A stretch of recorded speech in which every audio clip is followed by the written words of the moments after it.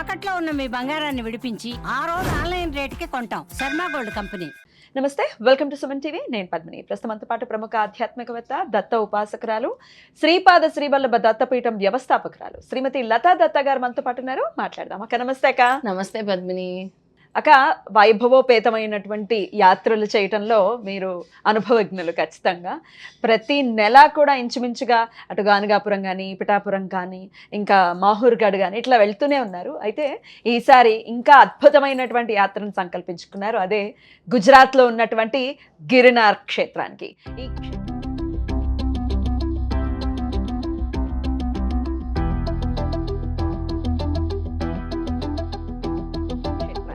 ఈ క్షేత్రం మహిమను ఒకసారి చెప్పండి. ఎందుకు వెళ్ళాలి అక్కడికి? ఎందుకంటే స్వామి ఎక్కడైనా ఉంటారు కదా, ఇక్కడికే వెళ్ళాలని ఏమిటి అని చాలా మంది అడగచ్చు.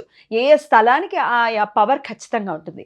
గిరినార్కు ఉన్న పవర్ ఏంటో ఒకసారి చెప్పండి అక్క. గిరినార్ అనేది అత్యద్భుతమైన మిస్టికల్ మ్యాజికల్ ప్లేస్ అని అనొచ్చు. హిమాలయాల కంట ముందు నుంచి కూడా గిరినార్ పర్వతానికి కోటాన కోట్ల సంవత్సరాలు చరిత్ర ఉంది. కోటాన కోట్ల సంవత్సరాలు. ఇప్పటికి కూడా గిరినార్లో గుహలలో ఎన్నో అంటే వందల మందో వేల మందో చెప్పలేము అలాంటి సిద్ధయోగులు అక్కడ ఉన్నారు. ఆ సిద్ధయోగులు మనకి కనపడరు, గుప్తంగా ఉంటారు.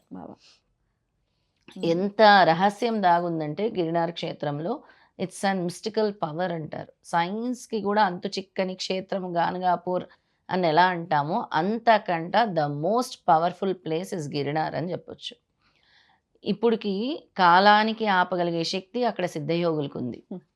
అక్కడ అఘోరీలు ఉన్నారు, సిద్ధయోగులు ఉన్నారు.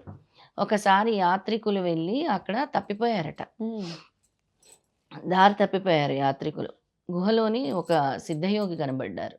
వీళ్ళంతా కూడా మాకెలా ఇప్పుడు బయటకు వెళ్ళటానికి అని చాలా అంటే టెన్షన్గా ఉన్నారనమాట. వాళ్ళు ఉన్నప్పుడు ఆ సిద్ధయోగి వీళ్ళందరికీ కూడా నేను మీకు మార్గాన్ని చూపిస్తాను అని చెప్పి వాళ్ళకి తినటానికి అక్కడ ఒక వృక్షం, అక్కడ ఉండే ప్రతి వృక్షంలో ఒక మహిమ ఉందంట.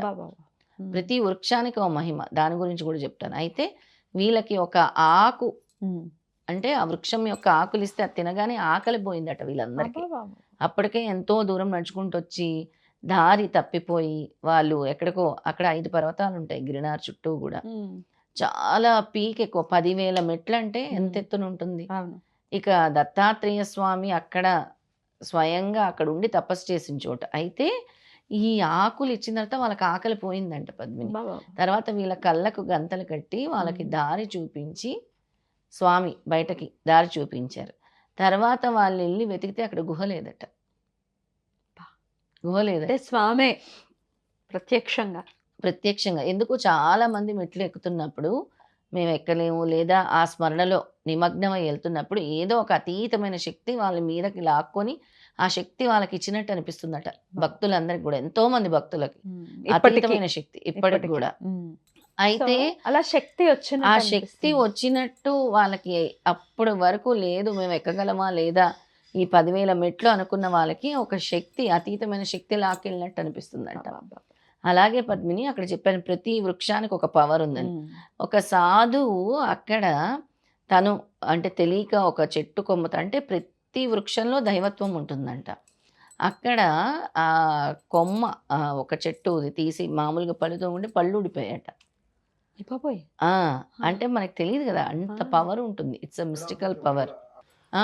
పళ్ళు తర్వాత కొంతమంది యాత్రికులు అక్కడ పొంగల్ వండుకొని తిని, మామూలుగా ఇప్పుడు అక్కడ ఉండే వాళ్ళకి తెలుస్తుంది కదా, అక్కడ వండుకొని ఒక వృక్షం యొక్క కొమ్మతోని వాళ్ళు దాన్ని కలిపారు, అంటే గంట లేక.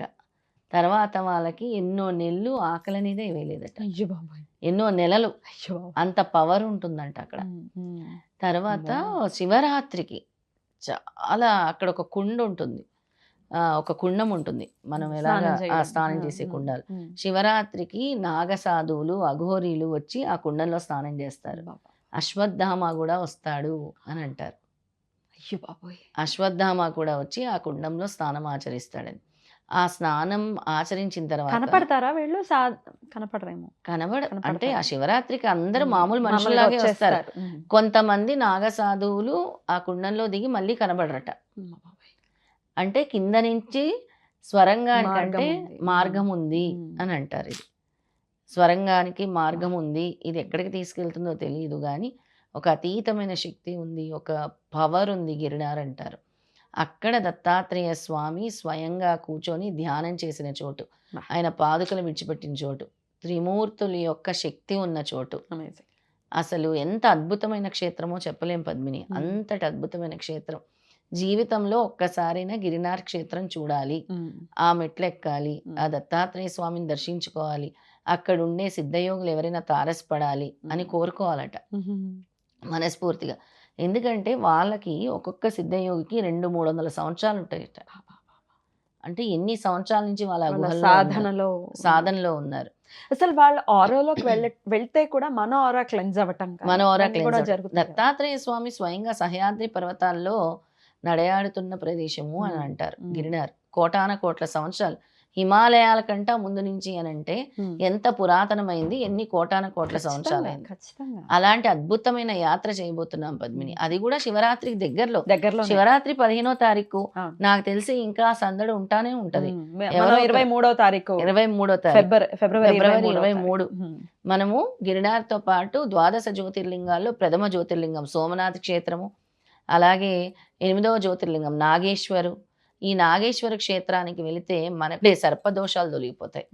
పాయిజన్ కి సంబంధించినవి ఏవైనా విష ప్రయోగాలు జరిగినా కూడా ఆ ద్వాదశ జ్యోతిర్లింగానికి వెళ్తే అవన్నీ తొలగిపోతాయి. సోమనాథ్ లింగానికి వెళ్తే మన పాపాలన్నీ కడిగేసి మనం అనుకున్న జరుగుతుంది. మన ప్రధాన మోడీ గారు మొన్న వెళ్ళి సోమనాథ్ క్షేత్రాన్ని దర్శించుకున్నారు. ఎంత పవర్ఫుల్ పొజిషన్ లో ఉన్నారు ఆయన. పవర్ రాకముందు వెళ్ళారు, పవర్ వచ్చిన తర్వాత కూడా వెళ్తూనే ఉన్నారు. ఆయన రాష్ట్రమే గుజరాత్, ఆయన రాష్ట్రం ఎంత పవర్ఫుల్ పొజిషన్ లో కూర్చున్నారు. అంతటి శక్తి పవర్ ని ఇచ్చేది కూడా సోమనాథ్. అలాగే ద్వారకా కూడా ద్వారకా కూడా శ్రీకృష్ణ పరమాత్మ ద్వారకాలో నివసించిన ప్రదేశము. అక్కడ ద్వారకా అంతా కూడా మనకి సముద్రంలో మునిగింది, అది కూడా తీసుకెళ్తారు యాత్రకి. అద్భుతం అక్క. మరి 23వ తారీఖు జరగబోతున్నటువంటి ఈ మహిమాన్వితమైనటువంటి యాత్ర ఎన్ని రోజులక్క? 5 రోజులు మినిమం ఉంటుంది. 5 days. అంటే ఒకవేళ ప్రయాణానికి మనం అటు ఇటు వెళ్ళినా 3 nights 4 days అయినా ఖచ్చితంగా అక్కడ మనం ఉంటేనే ఇవన్నీ చూడగలం. ఎందుకంటే అక్కడి నుంచి అక్కడికి జర్నీ కూడా ఉంటుంది మనకి. అంత అద్భుతమైన యాత్ర జీవితంలో ఒక్కసారైనా చేయాలనుకోవాలి ఖచ్చితంగా. ఈ 4 కూడా గుజరాత్ లోనే వస్తున్నాయి కాబట్టి 2 ద్వాదశ జ్యోతిర్లింగాలు, గిరినారు, ద్వారకా కూడా మనం చూస్తున్నాం. అద్భుతం. మరి అకామిడేషన్, ఫుడ్, ఎవ్రీథింగ్ మీరే చూసుకుంటారు. లోకల్ ప్యాకేజ్ ఉంటుంది. Package right. లోకల్ ట్రాన్స్పోర్ట్ కానీ దర్శనాలు కానీ అన్నీ కూడా అద్భుతం అక్క. మరి ఈ యాత్రకి మీరు రాదలుచుకుంటే ఖచ్చితంగా లత గారి నంబర్కి కాల్ చేయండి, మరిన్ని డీటెయిల్స్ని తెలుసుకోండి. రైట్ అక్క. ఈ యాత్ర ఎప్పట్లాగానే దిగ్విజయం అవ్వాలని ఆ దత్తాత్రేయ స్వామిని వేడుకుంటూ thank you so very much అక్క. నమస్తే. నమస్తే.